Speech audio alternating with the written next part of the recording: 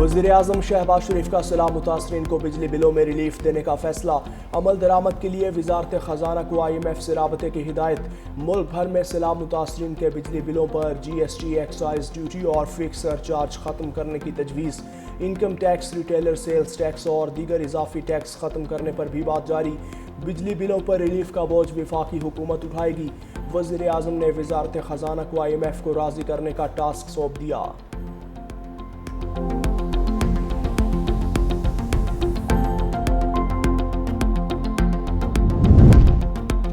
بلاول بھٹو کا وفاقی حکومت سے سیلاب متاثرین کی امداد کے لیے عالمی اداروں سے اپیل کا مطالبہ۔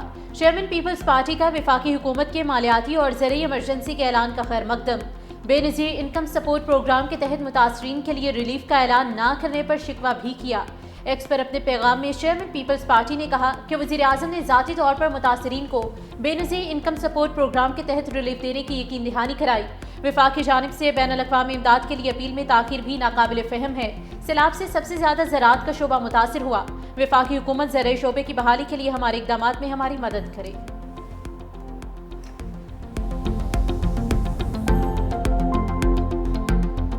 شجاع آباد میں حفاظتی بند میں شگاف کے بعد سیلابی پانی سے بڑے پیمانے پر تباہی، درجنوں بستیاں ڈوب گئیں۔ بڑے پیمانے پر لوگوں کی نقل مکانی، گاڑیاں کم پڑ گئیں۔ سیلاب متاثرین انتظامیہ کی جانب سے امداد کے منتظر۔ ادھر منچر آباد میں کشتی الٹنے سے لاپتہ دونوں نوجوانوں کی لاشیں مل گئیں۔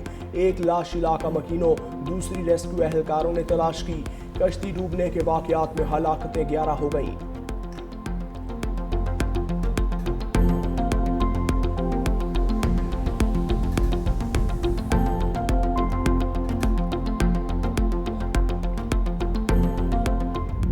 سیلابی ریلوں سے احمد پور سیال اور علی پور تباہی کی تصویر بن گئے۔ احمد پور سیال کی 90% آبادی متاثر، 70 سے زائد موضوعات میں سینکڑوں گھر متاثر، 500 گھروں پر مشتمل آبادی میں 350 گھر سیلابی پانی کی نظر۔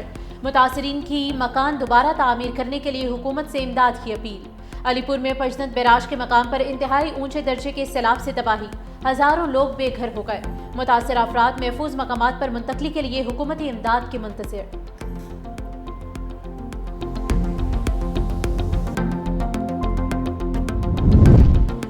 ملتان کے نواحی علاقوں میں سیلابی پانی کی سطح میں کمی، اکبر حفاظتی بند پر پانی کا لیول 412 ریکارڈ۔ دیہاتی علاقوں میں تاحال کئی فٹ پانی موجود۔ لیاقت پور پر دریائے چناب میں انتہائی اونچے درجے کا سیلاب، موزہ، جند والا سمیت درجنوں دیہات میں پانی جمع۔ بے یار و مددگار سیلاب متاثرین کھلے آسمان تلے زندگی گزارنے پر مجبور۔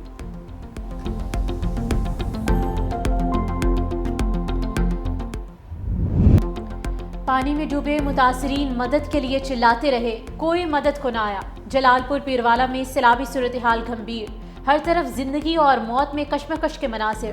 درختوں پر پناہ لیے متاثرین کی ویڈیو وائرل۔ بیٹی کو کندھے پر اٹھائے پانی میں کھڑے باپ کو ریسکیو کر لیا گیا۔ نوجوان نے کہا والدہ بھی پانی میں پھنسی ہیں، انہیں بھی نکالا جائے۔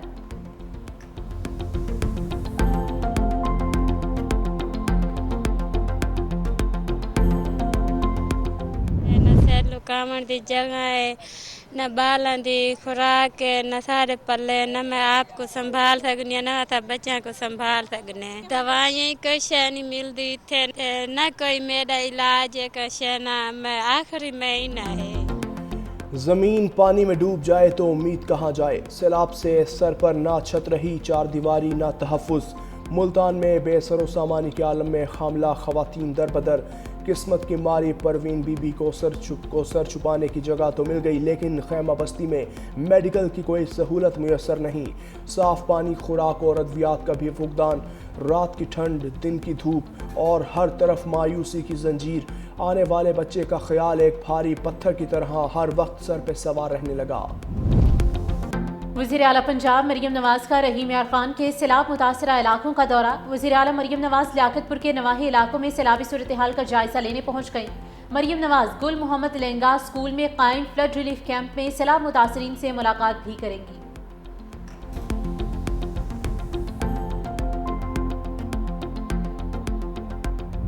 بڑا سیلاب اس وقت پورے ملک میں موجود ہے۔ ایک طرف تو یہ آفات بھی قرار دی جا سکتی ہیں، لیکن اس میں ہمارے حکمرانوں کی مجرمانہ غفلت بھی شامل. ہزاروں لوگ اب تک جو ہے اس پورے سیلاب میں اب تک شہید ہو چکے ہیں. 30 لاکھ لوگ ایسے ہیں جو اپنے گھروں سے نقل مکانی پر مجبور ہوئے. میں نے لوگوں کی صورتحال دیکھی ہے. جتنی بدترین صورتحال ہے اس حوالے سے حکومت کے اقدامات انتہائی ناکافی ہیں. ہماری پنجاب حکومت بھی فوٹو شوٹس میں اور اشتہارات میں زیادہ دلچسپی رکھتی ہے اور عملاً لوگوں کا مسئلہ حل کرانے میں نہیں رکھتی. ملک میں سیلابی صورتحال کی ذمہ دار حکمرانوں کی مجرمانہ غفلت ہے. پنجاب حکومت متاثرین کی مدد کی بجائے صرف فوٹو شوٹ کر رہی ہے. امیر جماعت اسلامی حافظ نعیم الرحمان نے کہا 30 لاکھ سے زائد لوگ بے گھر ہو گئے. لوگوں کی مدد کا کسی کو خیال نہیں. دریاؤں کے راستوں پر ہاؤسنگ سوسائٹیز بنانے کے لیے NOC دیے گئے. حکومت صرف اس انتظار میں رہتی ہے کہ انہیں امداد مل جائے. حافظ نعیم کا وزیر اعظم شہباز شریف کے دورہ قطر کا خیر مقدم. کہا ہم یہ قابلیت رکھتے ہیں کہ اسرائیل کو بھی سبق سکھائیں.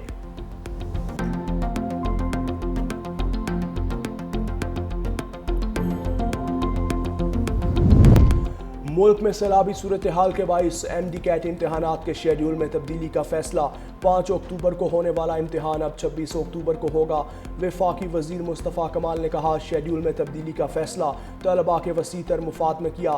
حکومت ملک کے ہر طالب علم کو یکساں تعلیمی مواقع فراہم کرنے کے لیے پرعزم ہے.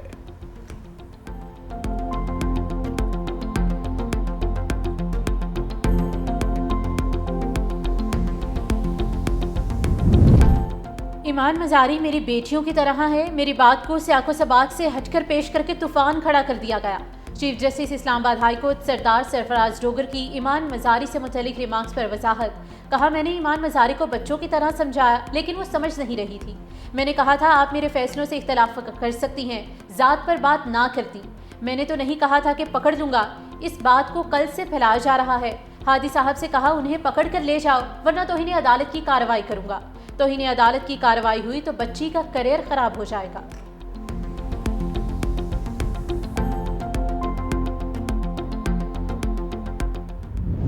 قطری وزیر اعظم عبد الرحمان الثانی آج امریکی صدر ٹرمپ سے ملیں گے. ملاقات میں اسرائیلی حملے سمیت غزہ سیز فائر معاہدے اور یرغمالیوں کی رہائی کے اہم امور پر گفتگو ہوگی. ادھر سلامتی کونسل کی اسرائیل کا نام لیے بغیر قطر میں حملوں کی مذمت. پاکستان کے مطالبے پر بلائے گئے ہنگامی اجلاس کا مذمتی بیان برطانیہ اور فرانس نے تیار کیا. پاکستان نے اسرائیلی حملے کو عالمی قوانین کی خلاف ورزی قرار دیا. مستقل مندوب عاصم افتخار نے کہا اسرائیل نے دانستہ طور پر مذاکرات میں ثالث پر حملہ کیا. پاکستان قطر کے ثالث کردار کی حمایت کرتا ہے. قطری وزیر اعظم محمد بن عبد الرحمان نے کہا اسرائیل خطے کی سلامتی کو خطرے میں ڈال رہا ہے. حملے سے مذاکرات کو سبوتاژ کیا گیا. قطر حملے کا جواب دینے کا حق رکھتا ہے.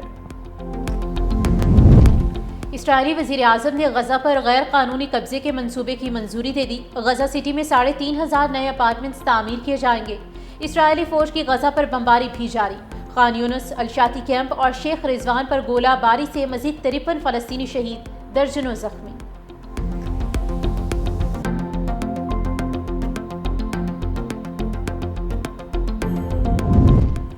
امریکی میگزین فورن افیئرز نے پاکستان کے مقابلے میں بھارت پر انحصار کی امریکی پالیسی ناکام قرار دے دی. امریکی میگزین نے لکھا بھارت کبھی امریکہ کا قابل بھروسہ شراکت دار نہیں رہا. پاکستان زیادہ قابل اعتماد شراکت دار ہے. اب امریکہ کو پاکستان پر اعتماد کر کے دیکھنا ہوگا.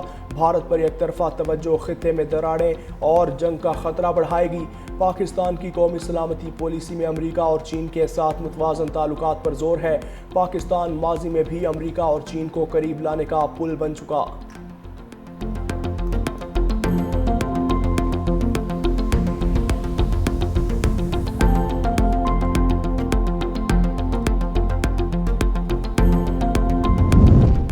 صدر مملکت آصف علی زرداری چینی حکومت کی دعوت پر چین روانہ. صدر مملکت شنگھائی، چنگڈو اور سنکیانگ کے دورے میں چین کی صوبائی قیادت سے ملاقاتیں کریں گے.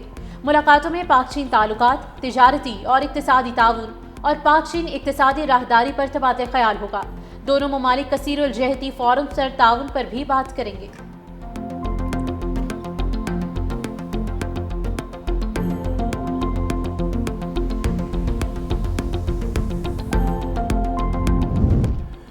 وفاقی حکومت کا اسلام آباد میں میڈیکل کمپلیکس کی تعمیر کے لیے نیا ٹیکس لگانے کا ارادہ. IMF سے اجازت مانگ لی. 213 ارب روپے لاگت کا منصوبہ میونسپل ٹیکس لگا کر مکمل کیا جائے گا. IMF نے پاکستان کی درخواست پر مزید تفصیلات طلب کر لیں۔ حکومت کا منصوبے کے لیے ہنگامی فنڈ سے 30 ارب روپے فوری جاری کرنے پر غور۔